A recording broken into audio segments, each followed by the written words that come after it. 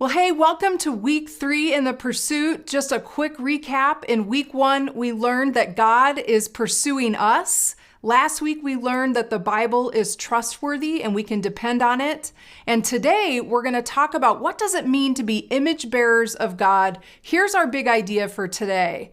The core ethic of biblical Christianity has shaped entire cultures and gives us an answer to the question of life's meaning. From the very first book in the Bible, the book of Genesis, we see the story of creation and how God went about designing and creating everything and putting everything into existence, including us. And here's the first thing we need to understand. The Bible teaches that humans are created in God's image and therefore are worthy of dignity and respect. The Latin word for that is Imago Dei, and it comes from Genesis 1:26. Then God said, "Let us make human beings in our image to be like us. They will reign over the fish in the sea, the birds in the sky, the livestock, all the wild animals on the earth, and the small animals that scurry along the ground." Now, there's two things I want to point out about this passage. First of all, in verse 26, we see a change in language. The preceding verses that talk about all the other things God created before he created man, the phrase was, "let there be."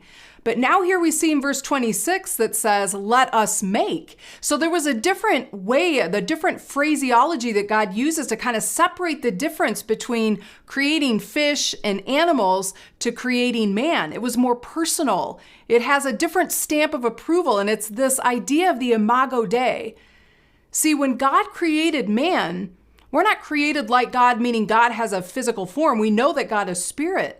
But what God did in making us like him is that we have emotions, that we have the ability to reason and make decisions, that we can be in relationship, that there's a different essence and quality about us as humans that's different than what it was like for fish and other animals. Human beings are worthy of dignity and respect because of the Imago Dei, that we are created in the image of God. We have a likeness to God that's different than anything else in God's creation.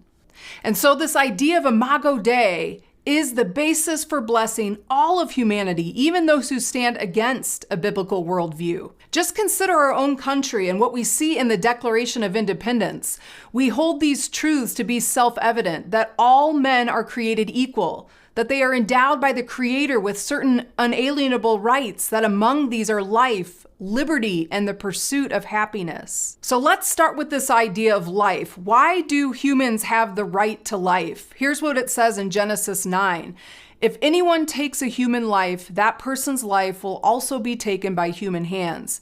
For God made human beings in his own image." So we see that even in Genesis 9, we're appealing back to this idea of the Imago Dei from Genesis chapter 1, that we are image bearers of God, and because of that, we have the right to life. And what about liberty? Here's what it says in Genesis chapter 2.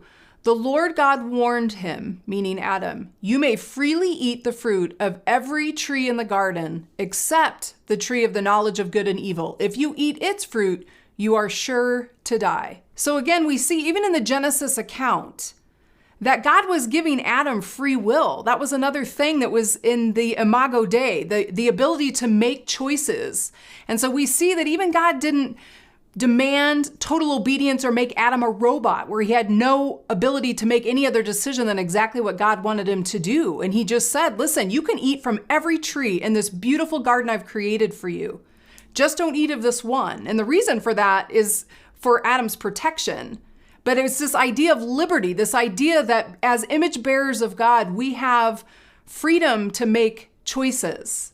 And then, of course, there's the pursuit of happiness. In Philippians 4, here's what Paul says, "Always be full of joy in the Lord. I say it again, rejoice." The Bible is full of stories that remind us that we can have joy, that we can be happy, that God didn't create us and put us in this world to be a killjoy where we're just supposed to suffer and follow a bunch of rules. No, he came. Jesus said, "I came to give you a rich and satisfying life." We have the right to happiness as image bearers of God. The Imago Dei gives us a clear purpose for life, and it is to love God, to love others, and even to love ourselves. Here's how Jesus said it in Matthew 22. You must love the Lord your God with all your heart, all your soul, and all your mind. This is the first and greatest commandment. A second is equally important. Love your neighbor as yourself. If we look at our image here on the right, let's start with what it means to love yourself. In Luke 12, here's what it says. What is the price of 5 sparrows, 2 copper coins?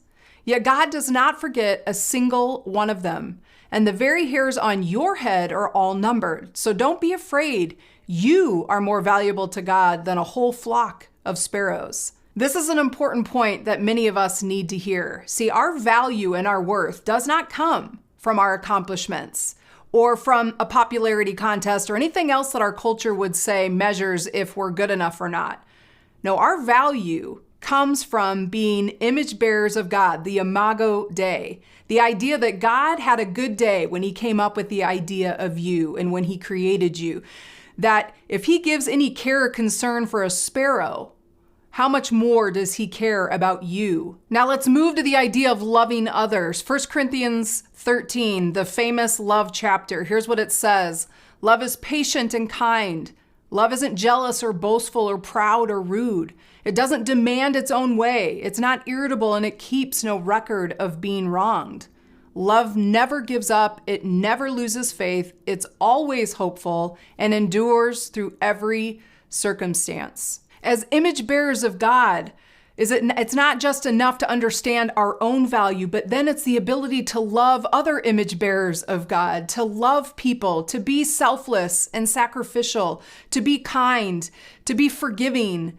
Those are the things that we as image bearers can bring out in relationship. That's something distinct that we experience because the concept of love is embedded in the pages of the Bible. And it's all rooted in loving God. 1 John 5:3 says, loving God means keeping his commandments, and his commandments are not burdensome. Now, here's where this concept breaks down because we're not able to perfectly love God. Because of that, we're not able to perfectly love others, and we're not even able to really accept ourselves. And the reason for that is sin. And we're going to talk about that more in our next video.